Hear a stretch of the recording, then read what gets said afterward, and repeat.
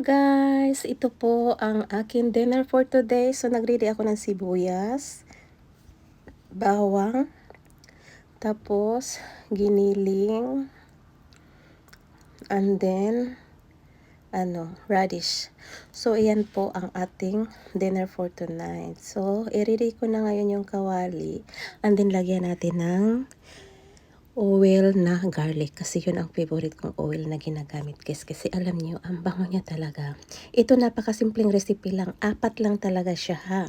Nakikita nyo naman 4 lang yun, sibuyas, bawang, giniling at saka radish. Ayan guys, igigisa natin yung sibuyas. Siyempre, gisa kasi yung luto natin ngayon. Napakasimple lang, kayang-kaya nyo lahat. Kahit elementary pa yung turuan nyo, kayang gawin to. So, madiscarding nanay tayo. So, kung ano lang meron dun sa ref, yun lang din ang gagawin natin.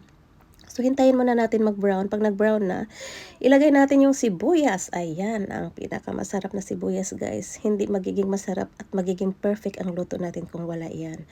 So, ayan na ang sibuyas na nagpapaiyak sa ating mga ina.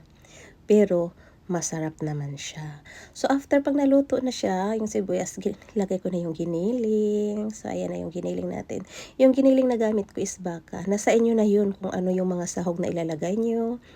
Kung wala kayong pambili ng giniling na baka, na baboy, na manok, pwedeng gamitin nyo yung mga isda na pinirito or inihaw na isda. So, ayan na guys.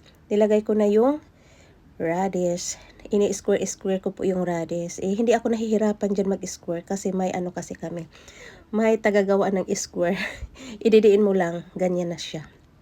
So ito, lutuin muna natin. Ang ginawa kong panimpla dito ha, kasi nasa inyo yun kung anong gusto nyong panlasa panimpla. Basta ako, para sa akin, ang ginawa kong panimpla is, soy sauce, miring at saka sake, paminta. Yun lang po. Ako guys, never ako gumagamit ng bitsin sa mga luto ko. Ever since. Yan, pag naluto na siya guys, yan, nilagyan ko siya ng cornstarch para medyo sticky naman siya. Ito, sigurado magugustuhan nyo to. Favorites ng mga bata to. Magugustuhan talaga to kasi alam nyo, napakayami. Pinatikim ko kay Chichang kasi ako, pag nagluluto, hindi po talaga ako nagtitikim.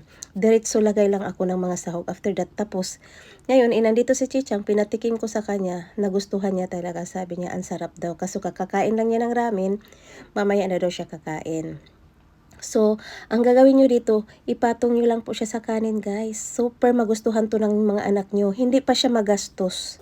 Hindi siya magastos talaga kasi 4 lang po ang ingredients na nilalagay natin. So, ayan na. Ayan, minimix ko lang yan pag kumain ako, pag nagluluto ako ng ganito. Siguro matagal na ako hindi nakaluto. Binigyan kasi ako ng kaibigan ko ng maraming radish, kaya ganyan ang ginawa ko. Thank you for watching. Sana magustuhan nyo.